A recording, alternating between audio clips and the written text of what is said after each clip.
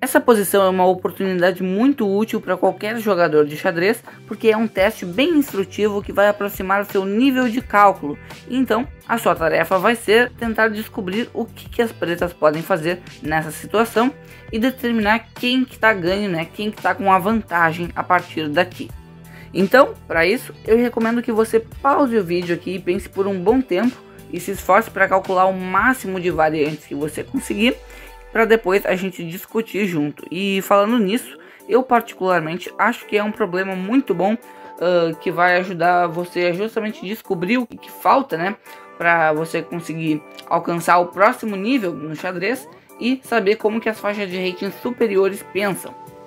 Então agora eu acredito que você já tenha pausado o vídeo e já pensado, então vamos para o que interessa.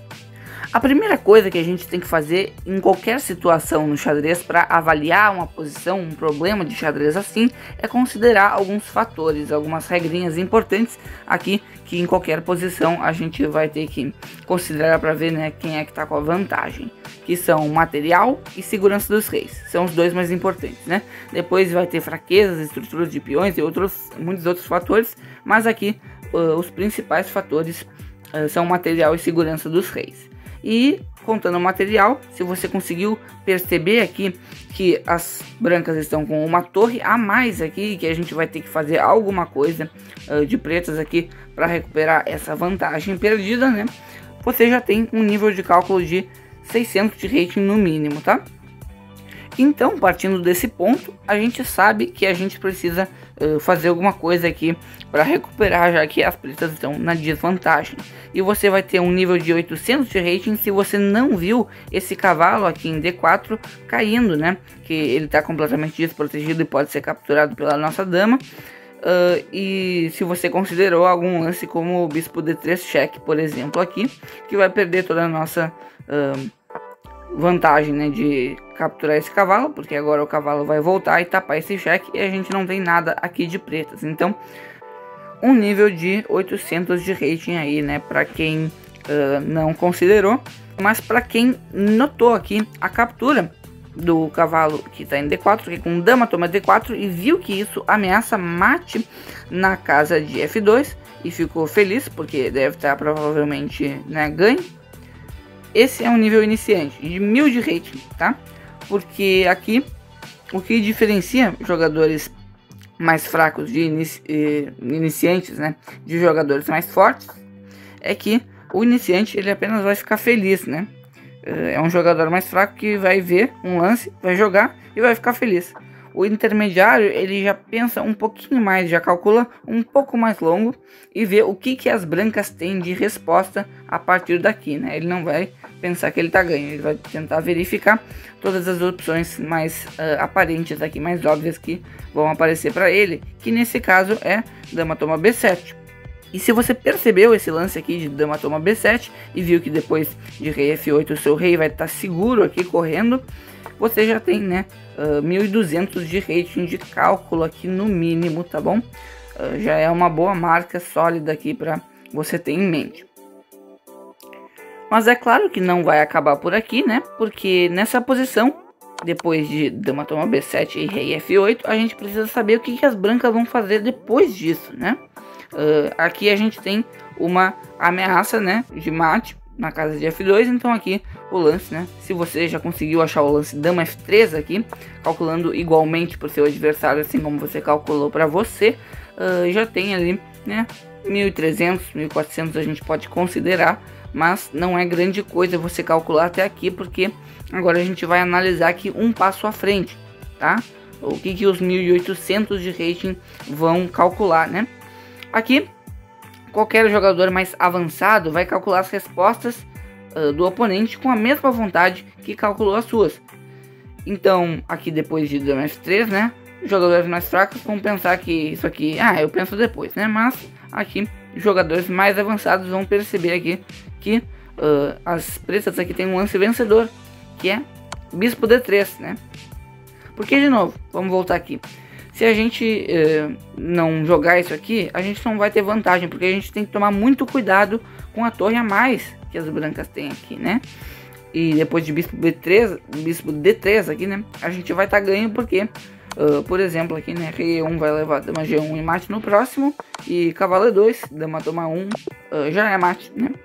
E então, se você conseguiu calcular aqui que depois de dama toma B7, rei F8 e a dama volta para F3, isso aqui é perdido para as brancas, e contudo você conseguiu, né, concluir aqui, um resumão aqui que tomar em B7 vai perder para as brancas, você já tem uma sólida faixa de 1800 de rating, que já é bem impressionante, e você já garante aí meus parabéns. E agora a gente vai partir para o próximo passo. Se você achou que tinha acabado aqui e que era o fim da história toda, agora vai vir uma surpresa para você então. Porque aqui, como que a gente vai continuar a calcular, né, a partir daqui, né, das variantes, né? Como é que a gente vai calcular as próximas variantes se a gente já viu que dama toma B7 não funciona? Se você parou de calcular no dama toma B7 e viu que a gente vai estar ganho aqui, pensou que a gente está ganho, já está nos 1800. Mas aqui a gente vai ir para o próximo passo, que é os 2000 de rating. Normalmente, então, a regrinha famosa que você provavelmente já ouviu falar, que é para achar bons lances, se baseia em lances forçados, né, cheques, capturas ou ameaças, né? E aqui a gente já viu, né, o 1, que é o dama toma B7, um cheque aqui, uma captura que ganha um peão nosso aqui, que é a mais óbvia, mais fundamental, que a gente precisava ter calculado desde o início. E o outro aqui é um lance de contra-ataque, que é o cavalo D5 cheque. Olha só, é uma jogada aqui que ataca o nosso rei, né? Nos deixa em xeque e é um sacrifício. E se você chegou até aqui, o seu rating já sobe para 2200, um nível de mestre nacional já considerado assim. Meus parabéns. Então, um mestre nacional aqui nessa posição pararia de calcular por aqui, né? Veria que tem que tomar o cavalo do sacrifício, tem que aceitar esse sacrifício do cavalo em D5, e vai ter um tema de exposição aqui com o rei, e vai achar né, essa variante aqui muito complicada, né? Muito complexa aqui, e vai parar por aqui, vai simplesmente jogar o lance inicial, né? Capturando o cavalo.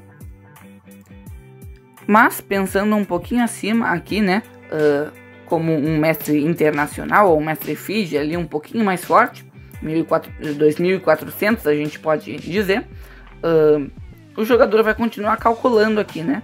Depois de rei D6 aqui, ele vai ver que dama em B8 aqui já vai levar a uma sequência de mate, e se rei E2 aqui, dama toma B7, vai levar também uma sequência de mate ali, principalmente por causa da casa de C7 que o cavalo agora está controlando, né?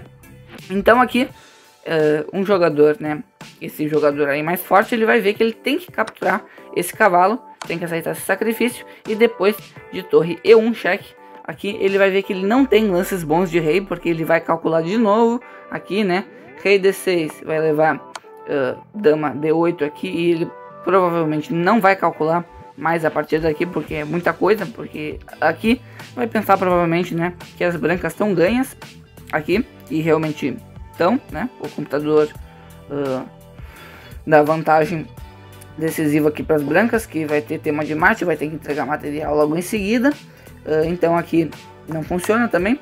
O lance mais óbvio que rei F6 não vai funcionar por causa de dama H8 aqui, simplesmente vai ganhar a dama, e rei D7 aqui, dama toma B7 aqui também vai ter mate aqui. Então um jogador mais forte aí, né, mestre internacional que a gente pode considerar, ele vai ver que ele não tem lances de bons de rei aqui, né? E lembrando que ele teria que ver tudo isso desde o início, né?